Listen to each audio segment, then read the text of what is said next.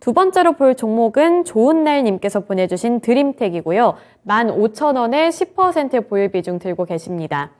앞으로의 전망과 대응 전략이 궁금하다고 하시고요. 추가 매수가 가능한지도 궁금하다고 하시는데 우선은 목표 자체가 수익보다는 손실을 최소화하는 거에 초점이 맞춰져 있는 것 같습니다. 그래서 매수 단가를 낮추는 전략 괜찮은지 그리고 전망과 함께 대응 전략 세워주세요. 네, 일단은 이 종목에 15,000원대까지 가지고 있다는 것이 조금 아쉽게 느껴집니다. 15,000원 구간을 차트에서 설정해 보면은 사실은 지난해, 재작년, 2020년도에 있었던 위치이거든요. 상당한 기간 동안에 이 종목을 좀 쥐고 계셨고요. 그리고 주가는 다행스럽게도 그래도 2021년도, 2022년도에 시장 대비해서 가격 변동이 크지는 않았었습니다.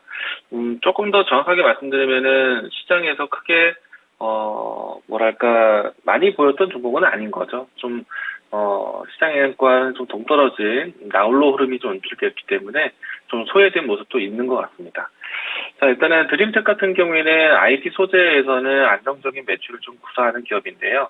2021년도 전후로 해서 새로운 신사업에 대한 부분들을 좀 대거 자금 투자를 하고 있습니다.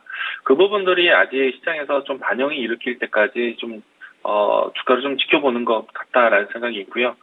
일단은 드림텍 같은 경우에는 영업적인 부분들, 매출액적인 부분들에서는 계속해서 캐파를 늘려가고 있지만은 앞서 이야기된 것처럼 신사업에 대한 산업 투자에 대한 효과가 반영될 때까지는 좀 시간이 좀 필요한 것 같습니다. 그래서 당장은 15,000원대까지 올라오는 것이 좀 쉽진 않아 보이고요.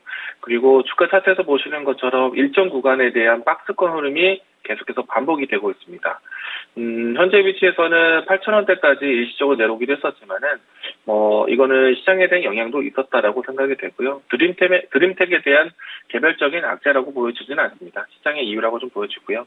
지금은 지수 상승과 함께 드림텍에 대한 가격 회복도 빠르게 진행되었기 때문에 지금은 이전과 같이 박스권에 대한 장세가 다시 복귀되지 않을까 예상을 하게 됩니다.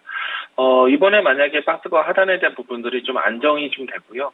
올라온다면은 가격 단가적으로 봤을 때 11,000원 그리고 12,000원 단가에 대한 움직임들이 좀 중요할 것 같고요.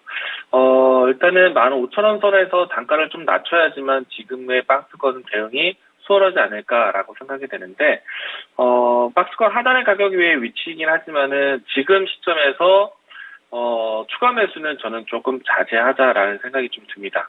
일단 지난주에 있었던 경기 관련된 내용들이 긍정적으로 이제 시작되긴 했지만은 완벽하게 경기 재개라든지 경기 회복에 대한 자신감이 좀 더 있어야지만 물린 종목에 대한 투자가 가능하지 않을까 생각을 하고요.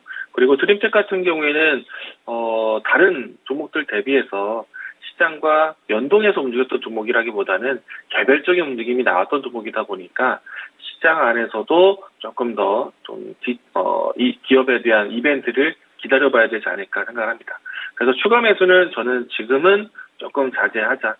전반적으로 경기에 대한 혹은 지수에 대한 움직임들이 좀 더 긍정적으로 바뀌었을 때 그때 드림텍의 추가 매수 자리를 보시는 게 좋을 것 같고요. 그래서 지금은 추가 매수 시점은 아니다. 가격 이제 차트적으로는 저점이 있긴 하지만은 추가 매수하기 좋은 시장 흐름은 아니기 때문에 조금 더 기다려보자라고 얘기드리겠고요. 올라온다면은 박스권 상단에 대한 11,000원, 12,000원에 대한 가격을 조금은 주시하자라고 이야기드리겠습니다. 지금은 홀딩 의견이고요. 그리고 주가 박스권의 흐름들에 대해서 눈여겨보자라고 이야기드리겠습니다.